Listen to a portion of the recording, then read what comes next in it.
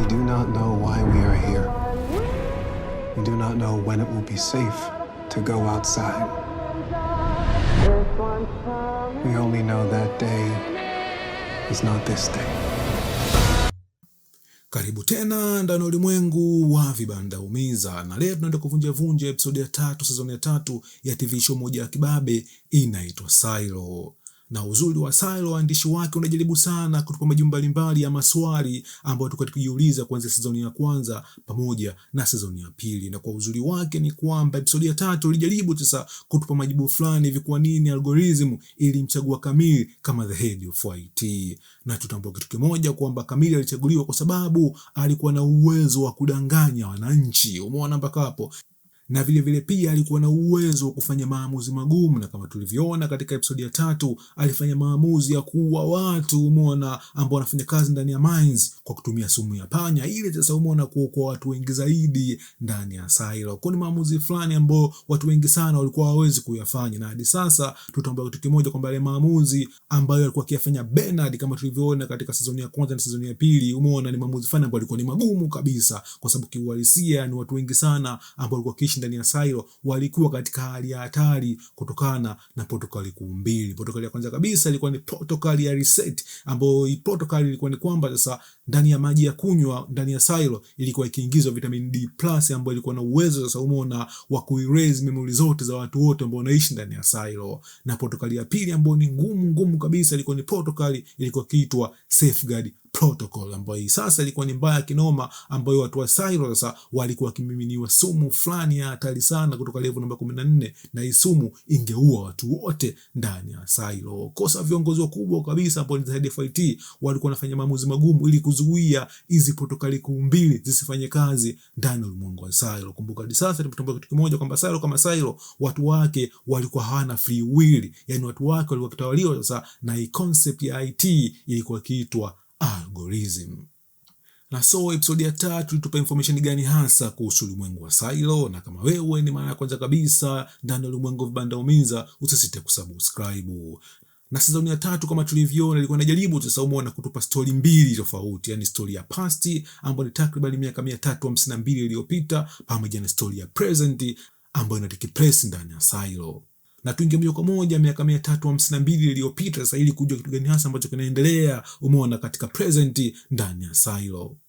So historia nzima ya past inatusaidia kujua kwa nini Silo zilitengenezwa na kwa nini sasa walitengeneza algorithm special kabisa ya kucontrol watu wa Silo. Na hii experiment ilikuwa inamaanisha kitu gani hasa umeona ndani ya ulimwengu wa Silo. Na tunaingia moja kwa moja katika mazishi ya mmoja wa pilot ambao alifariki dunia katika ile incident ambayo tuliiona, ambayo Charlotte alifanikiwa kuokoka. Na tunaona katika mazishi kuna mzee mmoja hivi ambaye alifiwa na mwanae, na pia alikuwa ni mwanajeshi wa zamani. Akasema kitu kimoja kwamba katika ile incident au ile ajali umeona vifaa vya mawasiliano vya electronics vilikuwa downgraded umeona, na ndege zote hizi zilikuwa zikitumia vifaa vya zamani. Kwa hiyo tulikuwa tujui kwa nini sasa vifaa vya zamani vilitumika katika njia ya mawasiliano. Ila mzee akasuggest kitu kimoja, maybe umeona kuepuka hacking umeona ya mawasiliano kati ya ndege moja pamoja na ndege nyingine. Ile inavyoonekana sasa washauri wakubwa kabisa umeona wa mzee walimwambia kama vipi apotezee hizo information. Na kwa mbali kabisa katika mazishi tulimuona mzee mmoja hivi ambaye tulimuona katika episode ya kwanza na episode ya pili, na huyu mzee kumbuka ni mzee mmoja ambaye alikuwa akimfuatilia sana Charlotte umeona ndani ya train, na vile pia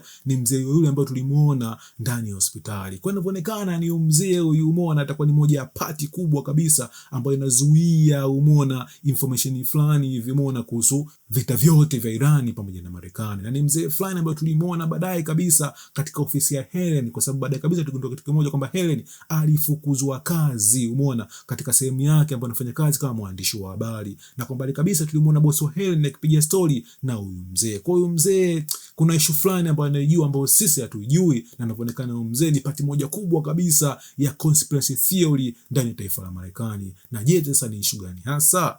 Na baadaye kabisa tulimuona Helen hapa pamoja na mchizi wake Daniel huyo mwana, wakaamua kutafuta ukweli kabisa umeona kuhusu mawasiliano ambayo alikuwa yako ndani ya ndege, kwa sababu tambua kitu kimoja kwamba njia pekee umeona ya kupata issue gani hasa ambayo inaendelea katika ile ajali ilikuwa lazima watafute hizo communication system hizi umeona, kwa sababu mara nyingi sasa inakuwa ina rekodi taarifa zote yani umeona kuhusu incident nzima.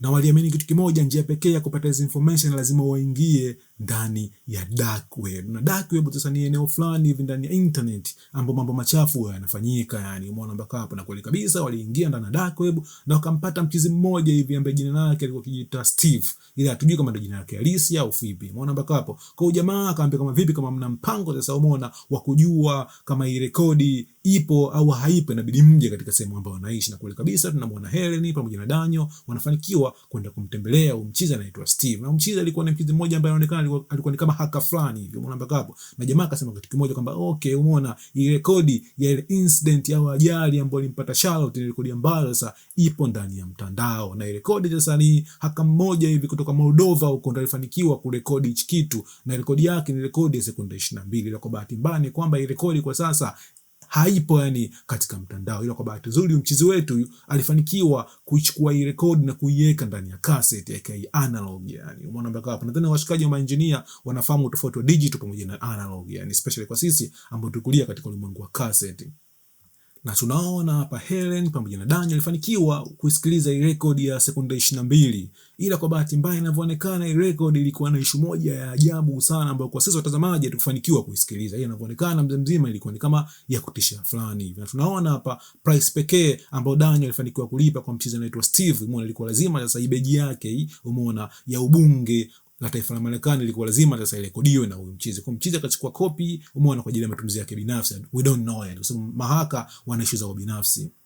Na kwa mbali kabisa katika screen ya Steve tuliona kuna message fulani ambayo iliingia, ambapo kuna haka mwingine alimuuliza Steve kama kuna watu wanamtrack. Kwa bila shaka yani umeona mishe yote ya mission ya Iran ni kuna watu ambao wako ndani ya taifa la Marekani walikuwa na uwezo wa kufanya tracking. Na kweli kabisa baadaye kabisa yani baada ya Daniel na Helen kuondoka na kuamua kurudi tena, waliporudi katika apartment ya Steve walikuta kila kitu kimevurugiwa na Steve hajulikani alipo. Kwa inavyoonekana kuna watu walikuwa wanajua kabisa yani umeona Steve ni mtu aina gani, umeona mpaka hapo. Na pia walikuwa wanajua kitu kimoja kwamba Steve alikuwa na rekodi ile special kabisa, ile incident ya ajali ambayo ilimpata Charlotte. Na je, sasa mule ndani kulikuwa kuna information gani ambayo ilifanya Steve sasa umeona apartment yake iharibiwe kabisa na maybe kutekwa? We don't know hadi sasa. Na turudi katika present, tunaona hapa nesi wetu aliamua kumtaarifu kamili kwamba mtu wetu Juliet Nichols alikuwa atumii vidonge vyake vile ambavyo vinamsaidia sasa kuondoa memory katika ubongo wake. Na hichi kitu kilizidi kuongeza ukakasi yani utata kati ya Camille pamoja na algorithm. Yani short algorithm sasa umeona ilikuwa ina force kama vipi yani umeona yani ile Camille afanye juu chini maybe amuue Juliet Nichols. Umeona mpaka hapa. Na kwa upande mwingine pia ni Camille alikuwa anajaribu yani kuzuia algorithm isije na protocol ile umeona ya kutumia vitamin D na kuondoa memory za watu wote ndani ya silo, au vile pia ni kutumia safeguard protocol. So kwa ujumla katika present kulikuwa kuna story kuu mbili. Yani story ya kwanza kabisa ilikuwa ni story ya Juliet Nichols katika harakati zake za kumtafuta Lucas Kyle, na kwa upande mwingine pia umeona ilikuwa ni story kuhusu Camille katika harakati za kujua kitu gani hasa ambacho kinaendelea kuhusu Juliet Nichols.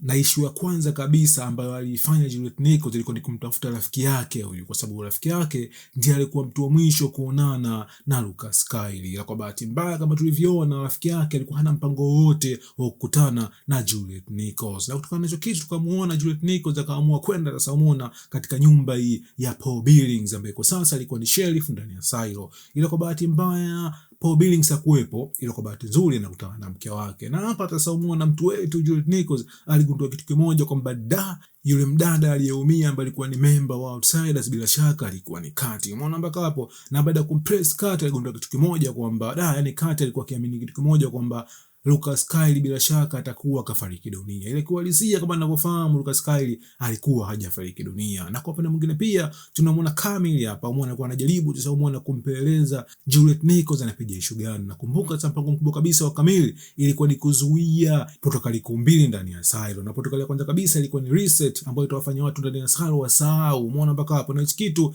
kilisababisha ugomvi mkubwa sana umeona kati yake yeye pamoja na mume wake huyu anaitwa Robert Sims. Kumbuka Robert Sims alikuwa hataki kabisa ni kumsahau mwanae, na vivyo pia alikuwa hataki kabisa mwanae amsahau yeye.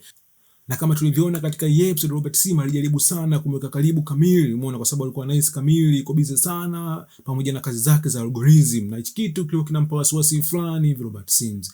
Na kama tulivyoona katika episodi ya kwanza, umeona mchezo wetu Robert Sims alimwambia Camille kama Bernard kafariki dunia na mwili wake umewapiga moto. Na kama nilivyosema mwanzo kabisa, yani kuna ukakasi fulani hivi kuhusu kifo cha Bernard. Maybe kuna kitu fulani ambacho mchezo wetu Sims alikuwa akimficha mke wake yule anaitwa Camille, kwa sababu kama tulivyoona hapo, umeona mitazamo taratibu inaanza kuwa tofauti yani.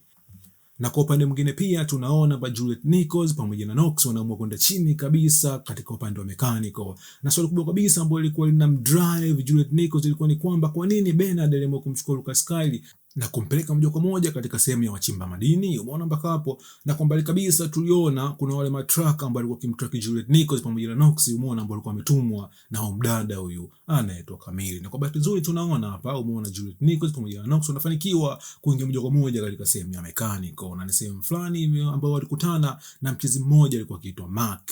Na Mark kama Mark tunamkumbuka vizuri kabisa katika season ya pili, na alikuwa ni mchezi mmoja hivi ambaye alifanikiwa kutengeneza silaha mbalimbali yani kwa ajili ya washikaji ambao ni kama rebels fulani hivi ndani ya silo. Umeona mpaka hapo, na mchizi alikuwa kashawahi kuishi ndani ya mines. Umeona mpaka hapo, na jamaa akasema kitu kimoja, kama sehemu ya mines ni sehemu fulani ambayo mtu anapelekwa kufa yani. Kwa hiyo ukiingia kule unakuwa umeandaliwa kwa ajili ya kifo. Umeona mpaka hapo, ila vivile pia yani ni sehemu ambayo mtu anaanza kupelekwa kwa ajili ya kufichwa kama akipewa kazi ya kusafisha choo. Umeona mpaka hapo. Kwa inavyoonekana ni kwamba Bernard baada ya kumchukua Lucas na alipompeleka moja kwa moja pande za mines, hakupewa kazi ya kuchimba chimba ambayo ni kazi fulani ambayo baada ya muda fulani hivi unakufa yani, kwa sababu sumu ni mbaya. Umeona yani ile sehemu ni mbaya yani kwa kweli, ila inavyoonekana Lucas alipewa kazi ya kusafisha choo kwa moja kwa moja. Sasa umeona akili Juliet Nichols ni kwamba sasa umeona kama Lucas Kyle kashindwa kupatikana ndani ya silo, basi bila shaka Lucas Kyle atakuwa kajificha sasa umeona ndani ya mines. Umeona mpaka hapo. Na kwa upande mwingine pia Camille alikuwa ni very smart alipogundua kitu kimoja kwamba Knox pamoja na Juliet Nichols wameingia pande za mechanical na kukutana na mchizi anaitwa Mark. Baada ya kuangalia faili la Mark akagundua kitu kimoja, kama mchizi anaishi ndani ya mechanical, vile pia ana experience ya kuishi ndani ya mines. Kwa moja kwa moja akajua yani bila shaka sehemu ya mines ni sehemu ambayo Lucas Kyle atakuwa amejificha. Na moja kwa moja akaoda yani muone apiga sumu ya panya waingie moja kwa moja pande za mines na kupulizia dawa ya panya. Na mpango mkubwa kabisa ilikuwa ni kumuua Lucas Kyle kabla sasa umeona Juliet Nichols ajaingia moja kwa moja ndani ya ile eneo. Nakumbuka sasa mpango mkubwa kabisa sio kama kumuua tu Lucas Kyle, ilikuwa ni kuzuia sasa umeona hizo protokali mbili, protokali sasa ile ya reset pamoja na protokali ile ya safeguard protocol. Na kwa bahati mbaya kuna baadhi ya watu walifariki dunia, na kwa bahati nzuri Lucas Kyle alifanikiwa kukutana na Juliet Nichols baada ya Lucas Kyle kumuokoa Juliet Nichols asiuawe na hii sumu. Na kwa upande mwingine pia tunaona washikaji wa Raiders walimuona Lucas Kyle, ila kwa bahati nzuri Lucas Kyle alifanikiwa kutoroka na kukutana na jamaa wanaojiita The Outsiders. Na kwa upande mwingine pia kwa bahati mbaya ni umeona washikaji ambao waliingia ndani ya sehemu ya mines walifanikiwa kukuta mwili wa Ola, na inaonekana Ola alikuwa kafariki dunia. Hiyo swali linakuja sasa, nani kamuua Ola? Umeona mpaka hapo, kwa sababu ndani ya episode tulikutana na kitu kimoja kwamba Paul Billings alikuwa na theory maybe mtu ambaye kamuua Ola alikuwa mwingine, alikuwa ni bwana wake alikuwa akiitwa Mike Davidson. Na je, sasa Mike Davidson kamuua kweli Ola au kuna issue nyingine yote ambayo inaendelea? Na kwa upande mwingine pia tunaona pamoja na manesi pamoja na madaktari ndani ya silo wanaamua kumchukua meya wao Juliet Nichols na kumpeleka hospitali. Na kwa upande mwingine pia tunaona hapa kuna maongezi umeona kati ya Camille pamoja na Algorithm. Na hapa tulitambua kitu kimoja kwamba sababu kubwa kabisa ya Camille kumsaidia Juliet Nichols kama tulivyoona katika season ya kwanza ilikuwa ni kwamba sasa umeona Camille alikuwa akimwadmire Juliet Nichols kwamba alikuwa ni mwanamke mmoja shupavu mwenye kiu ya kutafuta majibu fulani. Umeona mpaka hapo, ila tunaona hapa tulitambua kitu kimoja kama ile kitu ilikuwa ni mistake. Umeona mpaka hapa ni mistake fulani ambayo inaweza kuwa cost silo nzima. Na tunaona hapa na pia kitu kimoja, njia pekee ya kuokoa watu ndani ya silo ilikuwa lazima sasa amuue Juliet Nichols. Na je, sasa umeona Camille atafanikiwa kumuua Juliet Nichols? Kwa ni maswali fulani ambayo hadi sasa hatuna, na tusubiri sasa umeona episode ya 4 itakapotoka hapo wiki ijayo, na kwa review ambayo inafuata ndani ya Ulimwengu wa Vibanda Umiza. Stay tuned.